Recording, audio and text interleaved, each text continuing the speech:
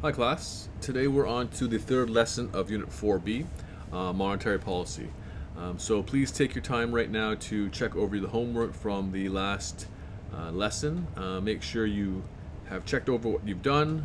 Make sure you know what's going on, how the textbook may answer the questions. And if you have any questions to ask me regarding any of this homework or any of the content from the last two lessons, please send me messages and I'll get back to you as soon as possible.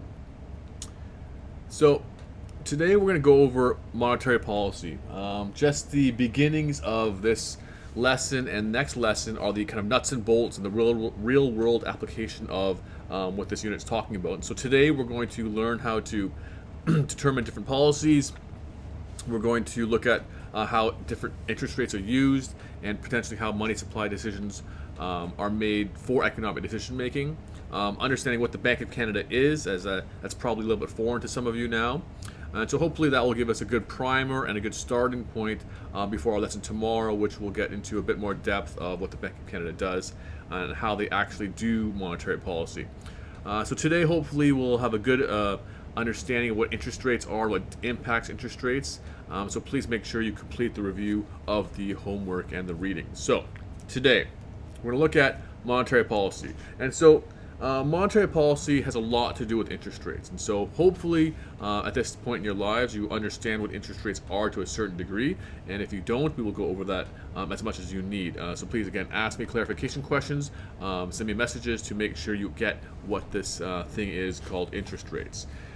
Basically, interest rates are the price of borrowing money.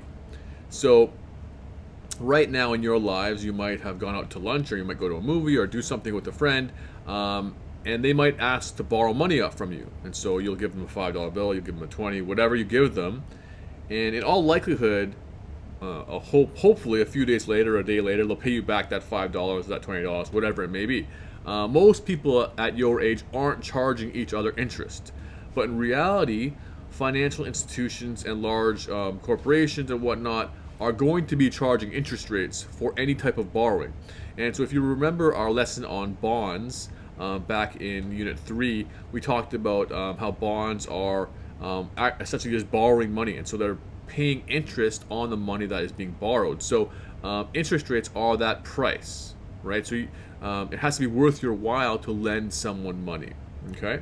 And so if you wanted to borrow $100 and you might want to charge someone interest on that, and if you said my interest rate is going to be 5%, then at the end of that year you would be receiving back $105, or that person would have to be paying you back $105, assuming that that interest rate is compounded annually and not monthly or whatnot. So again, that's just a very, very quick interest rate primer. We'll talk more about that as the lesson goes on, but let's go on to monetary policy. So what is this thing called monetary policy?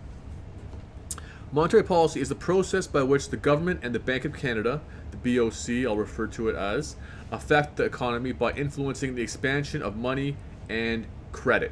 And so what do I mean by money and what do I mean by credit? Money is the actual amount of money that's in circulation, being used, could be being printed. Credit being borrowing, right? So when you think about credit, what do you think of? Maybe you think about credit cards, and so a credit rating, and so that has to do with how much money you can borrow and how quickly you pay it back. So whenever we talk about credit, we're typically talking about borrowing, and that's impacted greatly by interest rates. And so that's what monetary policy is. We are influencing the economy using money and credit. So I mentioned the Bank of Canada, or the BOC. As well as the government here. So it's important to understand what is this Bank of Canada thing. So most of us, or most of you, are going to be banking at one of the big five Canadian banks: Royal Bank, Scotiabank, Bank of Montreal, TD Canada Trust, CIBC. Most of us bank in those places. Some people might bank at PC or at National or another institution, but generally most Canadians will bank at one of these. You'll notice that none of those banks are called the Bank of Canada. That's because none of us can actually bank at the Bank of Canada, because the Bank of Canada is the banker to the banks as well as the government. So it's not actually open for public use. It is not designed for that purpose. And so what exactly is the Bank of Canada designed for? Well, this is what it's supposed to do, and so this is why it exists. And so it was founded after the Great Depression in 1934, with the purpose of stabilizing the Canadian economy and to provide security for the banking system, and it functions at arm's length of the government. And so let's talk about that for a minute. So let's explore. The two main points of this. So it says to provide security for the banking system. And so if we want to look at what this security actually is, let's actually look into the Bank of Canada Act, just so you know that I'm not making this kind of stuff up. So here we have a copy of the Bank of Canada Act, and so if I scroll up, we're going to see what it's actually meant to do. And so let's look at here the preamble. It says an act respecting the Bank of Canada. Whereas it is desirable to establish a central bank in Canada to regulate credit and currency in the best interest of the economic life of the nation, to control and protect the external value of the national monetary unit, and to mitigate by its influence fluctuations in the general level of production, trade, prices, employment, so far as may be possible within the scope of monetary action, and generally to promote the economic and financial welfare of Canada. So this is what it is designed to do, right? Regulate credit and currency, control, protect the national monetary unit, the Canadian dollar, mitigate influences and fluctuations of the production, trade, prices, and employment. Those are the economic indicators, and to promote economic and financial welfare of our country, right? So that's its job, right? Its job is not to bank for people. Its job is not to make money. This is its job. That's why it exists. So the Bank of Canada exists to do those things, right? So it after the Great Depression happened, we as a nation, figured out, we need a central banking system. We need some checks and some controls to kind of help our economy to do intervention activities that are even outside of governmental control. Okay, and so when I say outside, that's what I want to talk about in terms of functioning at arm's length of the government.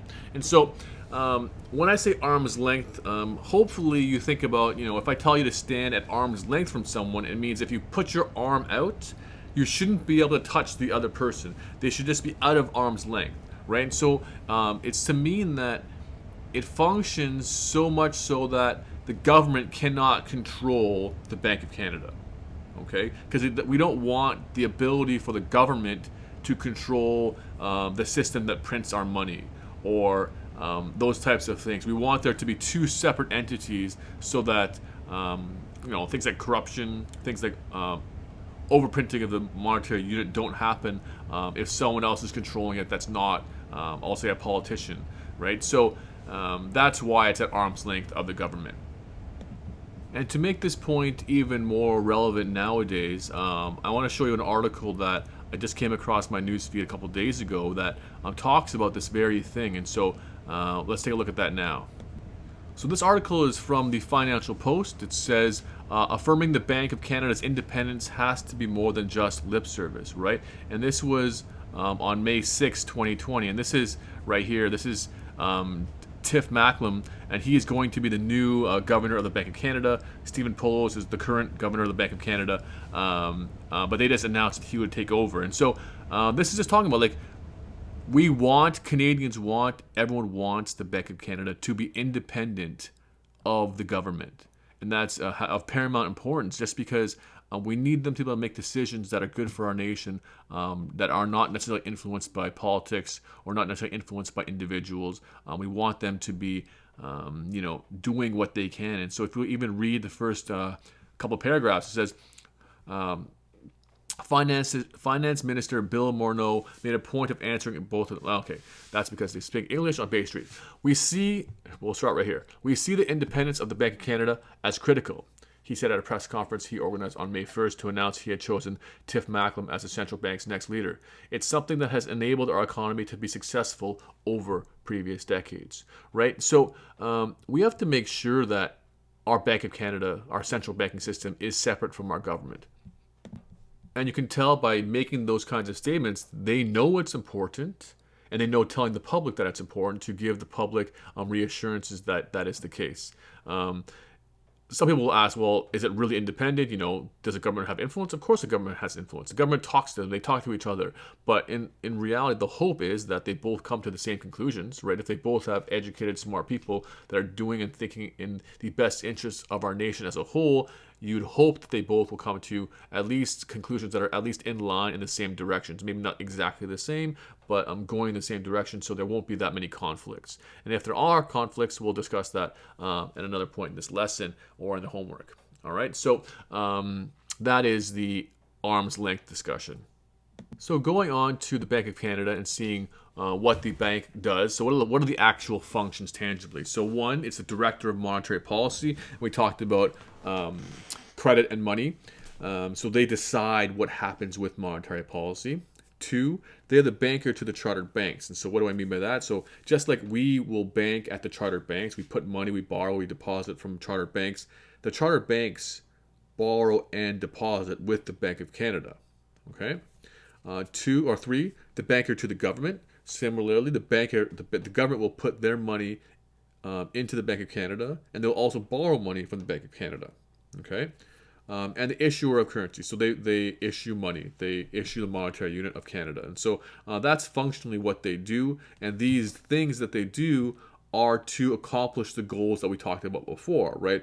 Protecting our monetary unit, protecting our economy, making sure that there aren't too many great fluctuations. Controlling and kind of influencing the economic indicators. All those types of things are what the Bank of Canada does, using these kind of four things. And so back to that kind of arm's length conversation. Can the government do things? Of course they can. And so what happens if they disagree, right? Who's stronger? Who's more powerful? The government's more powerful. And so the government has the power to direct the bank.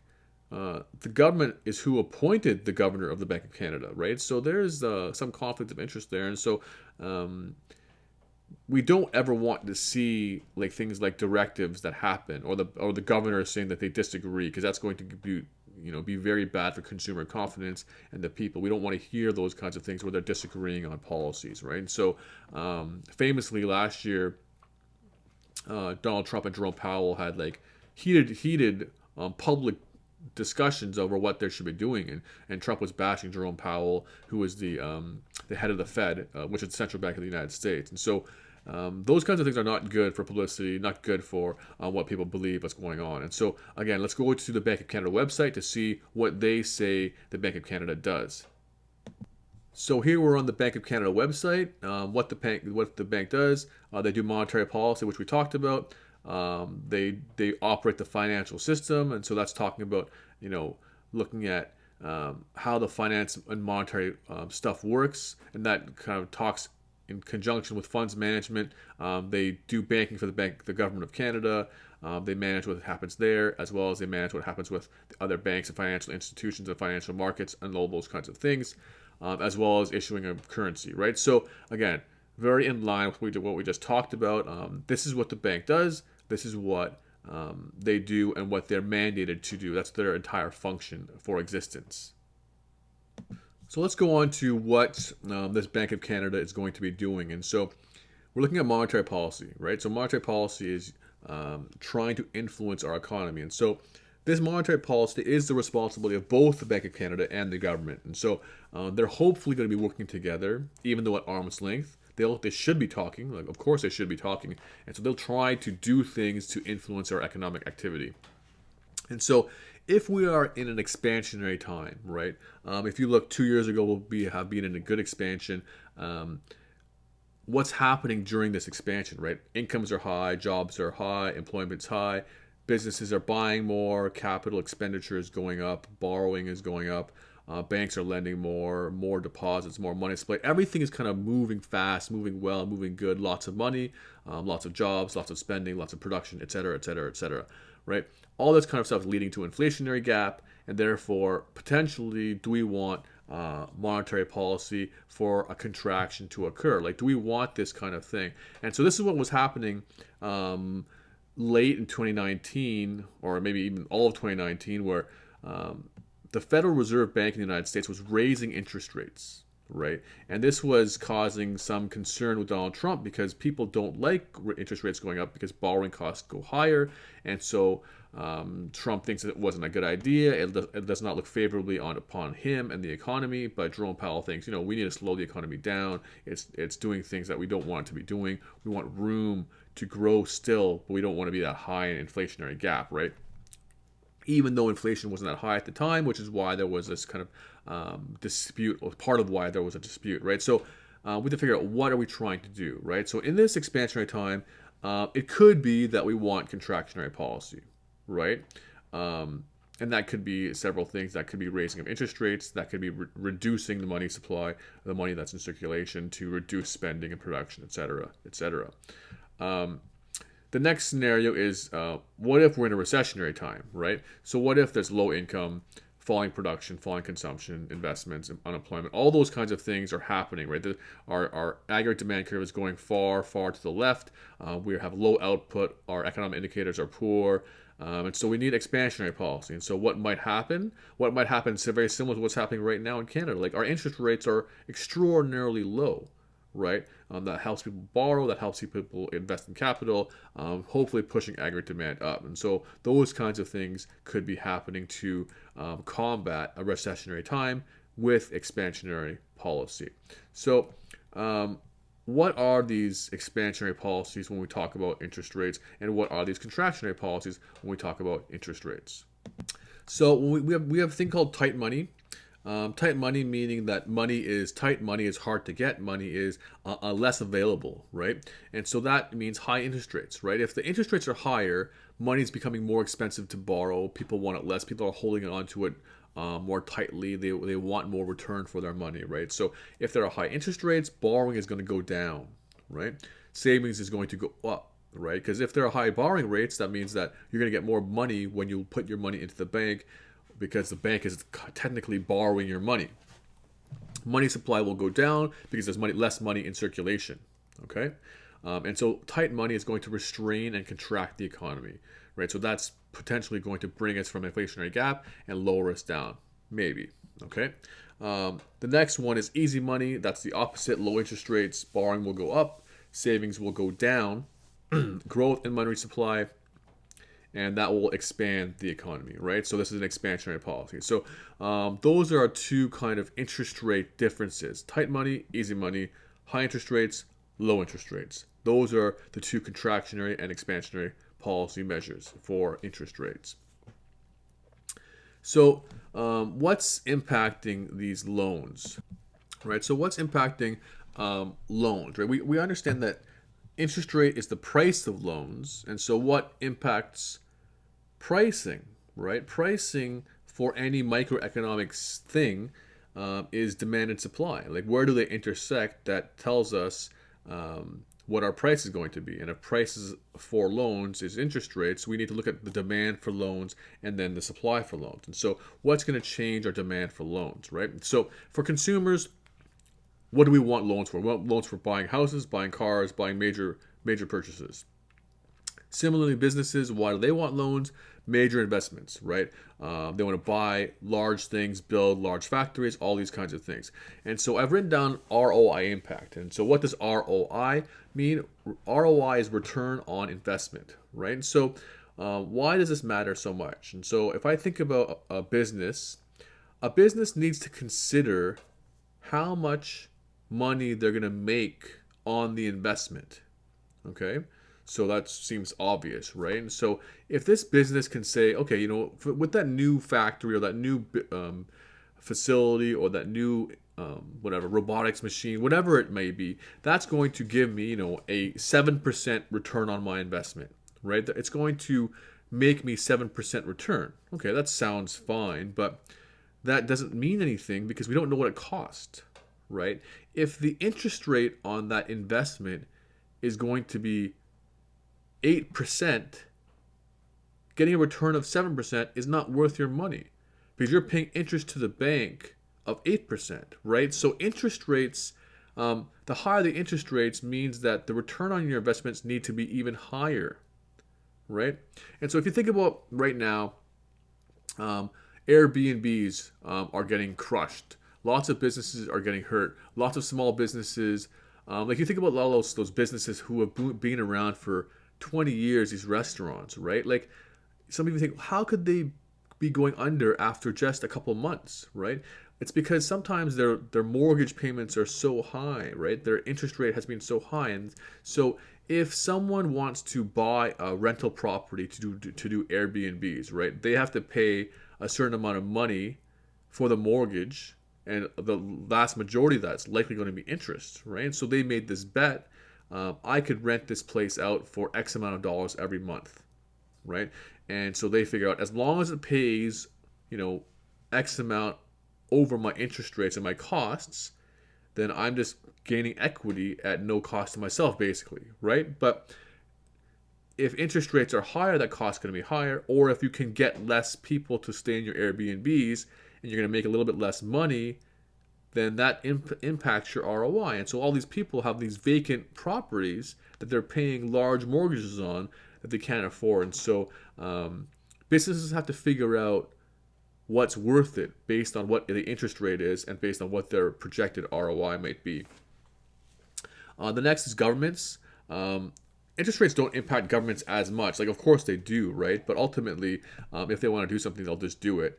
And any change in rates ultimately is paid by taxpayer dollars, right? Because the government is funded by obviously their own investments and stuff like that, but also by taxpayers. So the government will just do what they want to do, but rates that they're charged impact how much money goes into paying back those rates, which ultimately will impact how taxpayer dollars are allocated to this thing or that thing, right? Again, it's not a debate about what they do. It's just about it has to go somewhere. Wherever these tax dollars are, have to go somewhere.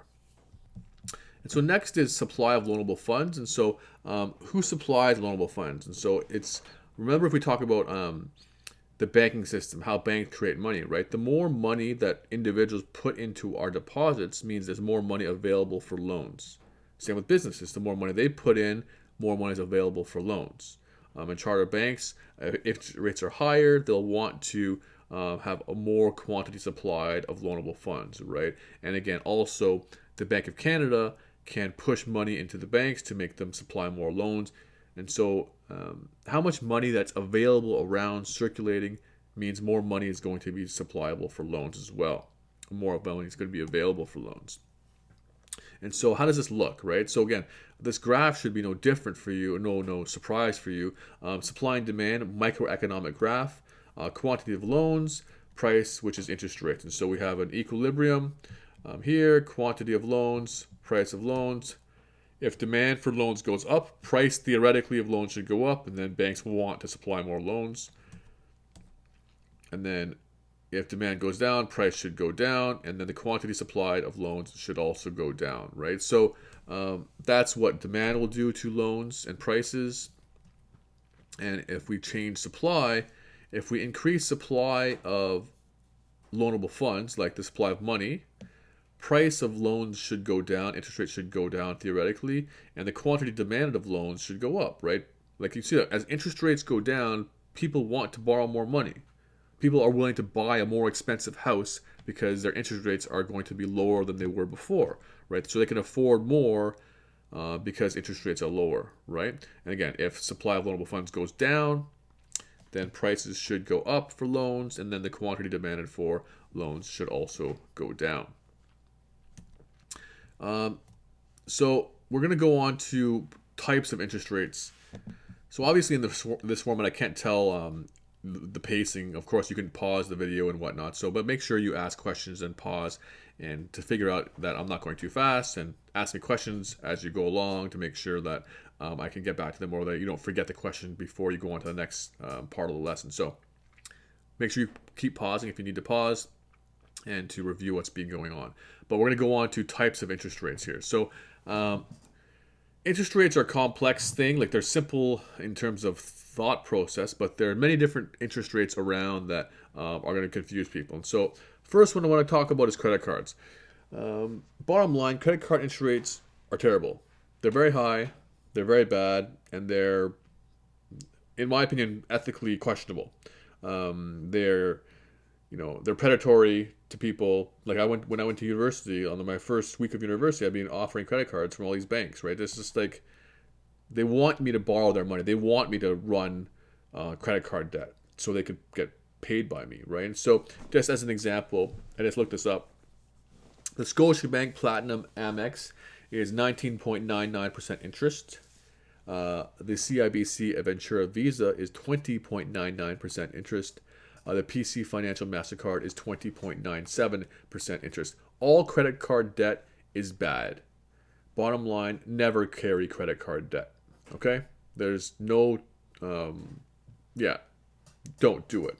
It's not to say don't use credit cards. I use my credit card all the time. But don't carry a balance. That's the key. Spend your money on your credit card, and then every time you get a bill, pay the entire thing off, and then be done with it. Never carry a balance. Bottom line. Okay? Prime rate. So this is the other spectrum of credit card interest, or sorry, not credit card, of interest rates. The prime rate is the lowest rate offered to the best customers, the lowest risk. And so it's I don't know if you really encounter it that much, but the Canadian prime rate is 2.45% at the moment, right? So generally, lots of like loan rates are based on prime, and so the lower you can get, or closer you can get to prime, or even below prime, it means that your risk profile is probably a bit lower. Like any one of you right now can't get a big loan from a bank unless your parents co-sign with you, because you have high risk, right? And the higher the risk you are, the higher the interest rate needs to be. And so prime rates are offered to best customers, closer to prime or below prime, because they want your business and you're a low risk to them. Oftentimes mortgages are around lower than prime too, because they want to get your business, because they want you to carry 25-year mortgage with that bank, right? And so, like I said, rates are based on prime. And so if Canadian prime is 2.45%, lots of rates, or we'll talk about rates based on prime. And these rates, you'll notice, these credit card rates don't change much, right? They actually are going up. They're nowhere close to prime, right? So they don't change based on prime, which most other rates do. So if I say 25 basis points above prime, I'm talking about referring to that many basis points above prime. And so here's the example. So prime is 2.45%, plus 25 basis points is 2.7%. Okay, so let's look at the math here. 100 basis points is 1%. Okay, so 25 basis points is 0.25%. So 2.45 plus 0.25 would give us 2.7%. And so that's how we talk about prime. We talk about basis points above, below prime, etc., etc. Fourth one is the bank rate. So we're going to talk more about the bank rate tomorrow, so I won't belabor this too much. But the bank rate is the rate charged by the Bank of Canada to the financial institutions. And so again, we'll talk about this a lot more tomorrow, so I'm just going to brush over it and we'll go on from there. So this page is going to take some doing here.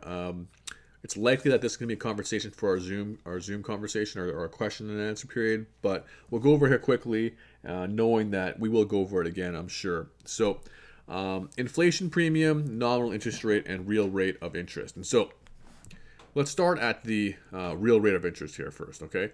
The real rate of interest is the amount of interest that you're charged, right? Whatever the listed rate may be, okay? So if you borrow 5% at 5% interest, you pay back 5% interest, whatever, okay? The inflation premium is a rate or an allowance for a change in rate based on what inflation might be, or the expectations of inflation, right? So if inflation goes up, when we talked about what is money or the functions of money, inflation destroys money value. And so if someone wants to pay back money, they're paying back in destroyed monetary value. And so some lenders may build in this inflation premium to their lending to get to a nominal interest rates, which includes this inflation premium. So we're going to go through an example right now to make sure, kind of hopefully, that it makes a bit more sense. Okay, so let me first off say that I do this a little bit differently than the textbook does. The textbook is a bit basic. Mine, I think, is a bit more thorough. Also, the reality is these calculations are done kind of behind the scenes, outside of what you see, right? This is what the bank is going to calculate based on what they expect inflation to be, and you won't even see it. You're just probably going to be seeing the nominal interest rate most of the time, okay? So I'm just kind of showing you what the calculation in their brains could be before the fact, right? It's not like your rate will change after you've borrowed the money a year later, okay? So here's our example. If the real rate of interest is 5%, the lender will lend $100. So the borrower will get $100, and they need to pay back in a year $100 plus 5%. And we're going to do the compounding annually just to simplify things, okay? So in 1 year, the borrower pays $105 to the lender in 1 year. So it's very simple, okay? So the lender is going to get $105 of purchasing power, and this is the key right here. So when this lender lent $100 to the borrower, and they said, I'm going to charge you 5% interest, what was their point? Their point was, I want to get back $105 of purchasing power. Remember, the money is only valuable for what it can actually do. And so they want to predict, I want to be able to purchase $105 worth of stuff. Okay? So that's what they wanted to get. But what if inflation was 1% that year? If inflation was 1% that year, what used to cost 105 now cost 106.05. And here's the math. $105 plus 1% is 105 plus $1.05 equals 106.05. Okay? So the lender wanted $105 of purchasing power. But now what used to cost $105 now costs $106.05. And so now if they only get $105, they cannot buy what it should be able to buy.